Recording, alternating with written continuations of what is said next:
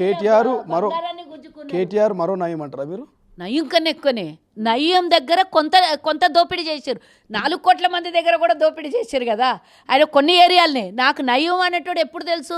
అప్పుడు ఈయన చచ్చిపోయే ముంగల తెలుసు. నాకు చనిపోయే ముందర నయం నయం నయం అని విన్నాం, కానీ అంతవరకు నాకు తెలియదు పెద్దగా. అంటే ఈ తెలంగాణ రాష్ట్రాల్లో 10 ఏళ్ళు నయం కన్నా ఎక్కువగా దోపిడీ చేసినటువంటి వాళ్ళు కొంత ఏరియాలనే దోపిడీ చేశారు. మారుమూల వేరే వేరే జిల్లాలలో పోయి దోపిడీ చేయకపో ఉండొచ్చు నయం, కాబట్టి మాకు తెలియదు.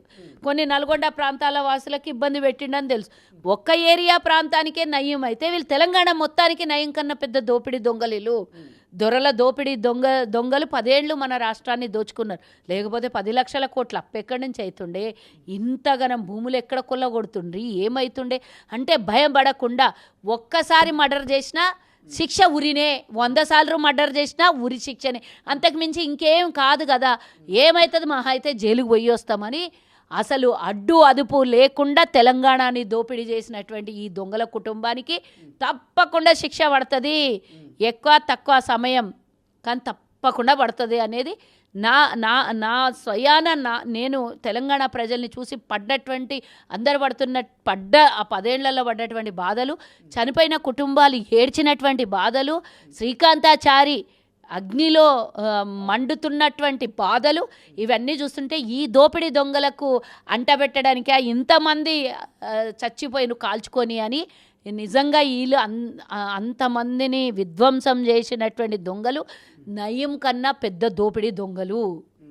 ఎట్లా చూస్తారు? జూబ్లీహిల్స్లో కాంగ్రెస్ పార్టీకి ఓటేస్తే మీ ఇల్లును మీరు కూల్చుకోవడానికి పర్మిషన్ ఇచ్చినట్టు అని ఇండైరెక్ట్గా హైడ్రాను ఉద్దేశించి కాంగ్రెస్ పార్టీని ఉద్దేశించి మాట్లాడుతున్నారు. నిజమే అంటారా? అంటే కాంగ్రెస్ పార్టీ తెలంగాణ మొత్తం లేదా?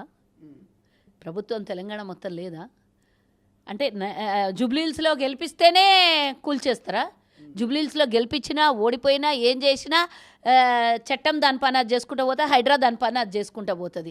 అంటే దొంగతనం చేసిన వాళ్ళని, తప్పు చేసిన వాళ్ళని దాచిపెడదాం అనుకుంటున్నాడా కేటీఆర్? అంటే ఆయన కావాల్సిన వాళ్ళే వీళ్ళు అనుమతులు ఇచ్చి కట్టించిన బంగ్లాలు ఏమన్నా ఉన్నాయా? ఏం చేసాను మీరు వాళ్ళని దాచిపెట్టే ప్రయత్నం చేస్తున్నారు? అంటే వాళ్ళందరినీ దాచిపెట్టుండి నన్ను గెలిపిస్తే మీకు అనుమతులు ఇచ్చిన వాళ్ళందరినీ నేను కాపాడుతా అంటున్నాడా? ఏమంటున్నాడు నాకు అర్థమవుతలేదు.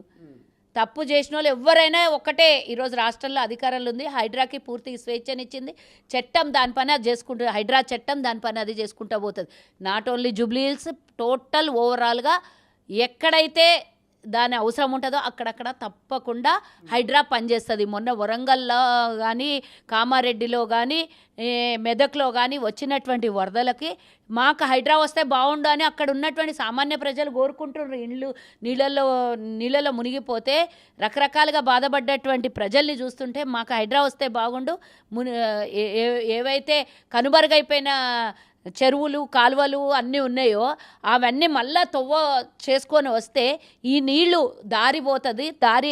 దారికి అడ్డంగా ఉన్నటువంటి ఈ భవంతులు ఎవరెవరైతే ఇవి దోపిడీ చేసిండ్రో, భూములన్నీ అక్రమంగా కట్టడాలు చేసిండ్రో అవన్నీ కూల్చేస్తే ఇలాంటి ఆపత్తు మాకు రాదు అని ఈరోజు వాళ్ళు హైడ్రా కావాలని కోరుకుంటుండ్రు అని అంటే, నువ్వు ఈరోజు జూబ్లీహిల్స్లో కాంగ్రెస్ని గెలిపిస్తే హైడ్రా వస్తుంది.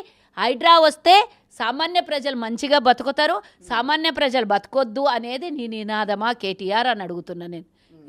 ఏం సంకేతం ఇస్తున్నావు నువ్వు? అంటే ఏది మాట్లాడినా తప్పు మాటలే మాట్లాడుతున్నాడు ఈ మధ్యలో. పూర్తిగా వినాశకాలే విపరీత బుద్ధి అంటారు కదా, ఏది మాట్లాడినా తప్పే మాట్లాడుతున్నారు. ఎప్పుడైతే మనిషికి అహంకారం తలకెక్కుతుందో వినాశకాలే విపరీత బుద్ధి అంటాం కదా, ఆడికి పోయే కాలం దగ్గరకు వచ్చింది. కాబట్టి ఇట్లా ప్రతిసారి ఏదో ఒక అడ్డమైన మాటలు మాట్లాడుతున్నాడు, అనిపించుకునే మాటలు, తిట్లు తినే మాటలు మాట్లాడుతున్నాడు. హైడ్రా అంటే నీ సొత్తా, నీ చుట్టమా, నువ్వు పర్మిషన్లు ఇచ్చినవా? 10 ఏళ్లలో ఇవే దోపిడి పనులు చేసినావా? కాబట్టి ఏ జూబ్లీహిల్స్ అయినా, ఏ హైదరాబాద్లో ఏ స్థలం అయినా ప్రభుత్వ స్థలాల్ని ఆక్రమించిన వాళ్ళని ఎవరిని వదలరు. అసలైన తొలి వెలుగు. ఫాలో వాట్సాప్ @తొలి వెలుగు official.